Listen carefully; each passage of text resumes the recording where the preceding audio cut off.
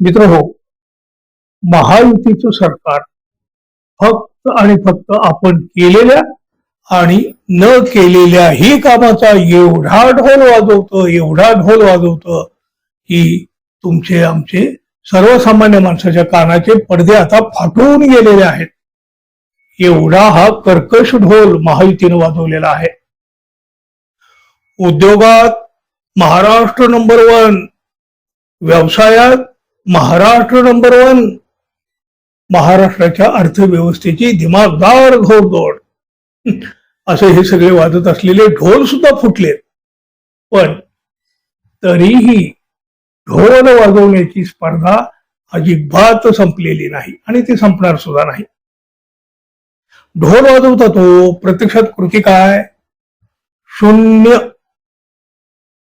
फसवणूक आणि दिशाभूल.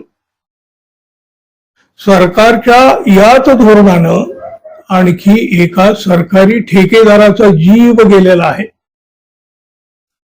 महायुतीच्या सरकारनं ठेकेदाराकडून कामं करून घेतली, त्याची बिलं द्यायला मात्र सरकारच्या तिजोरीत पैसा नाही म्हणे. आणि मग तरी सुद्धा कशासाठी त्या लाडकी बहीण योजनेचा ड्रामा केला? अपात्र असलेल्या लाडक्या बहिणींनीही पैसे लाटलेले आहेत. सरकारी कर्मचाऱ्यांनी सुद्धा हात धुवून घेतला. आणि त्यापेक्षा सुद्धा धक्कादायक बाब म्हणजे लाडक्या बहिणीची असलेली योजना पुरुषांनी सुद्धा या योजनेतले पैसे हाणले. तरीही म्हणे अपात्र असलेल्या लाडक्या बहिणींनी घेतलेल्या पैशाची वसुली केली जाणार नाही. का? जनतेचा पैसा आहे ना, कुठे यांच्या खिशातला पैसा जातोय? जनतेचा पैसा वाटून महायुतीनं मतं विकत घेतली, सत्तेची खुर्ची मिळवली. बघा, कोण या महाराष्ट्रामध्ये कोण सुखी समाधानी आहे या महायुतीच्या सत्तेच्या काळामध्ये, सत्तेच्या यांच्या राजकारणामध्ये? लाडक्या बहिणींना द्यायला यांच्याकडे पैसा आहे, पण ज्यांनी सरकारची विकास कामं केली, महाराष्ट्राची विकास कामं केली, त्या ठेकेदारांना त्यांच्या कष्टाचा पैसा द्यायला हे सरकार तयार नाही. ठेकेदार हात जोडून पाया पडून थकले. आणि आता त्यांनी आपलं आयुष्य संपवायला सुरुवात केली आहे. नवी मुंबईत राहणारे सरकारी ठेकेदार गजानन देवकाते यांनी सरकारवर ठपका ठेवत आपल्या आयुष्याचा शेवट केला. तशी ही काही पहिली घटना नाही. सांगली इथं सुद्धा नाही का, जलजीवन मिशनचे काम करणाऱ्या हर्षल पाटील नावाच्या ठेकेदारानं याच कारणासाठी आपलं आयुष्य संपवलेलं होतं. 1,40,00,00,000 रुपयाची त्यांची थकबाकी सरकारकडे होती. काही केल्या सरकार आपले पैसे देत नाही, कधी देईल हे सांगता येत नाही, कसलीही निश्चिती नाही, कसलीही शाश्वती नाही. आणि मग या नैराश्यातून त्यांनी आपलं आयुष्य संपवलं. आणि आता ही दुसरी घटना.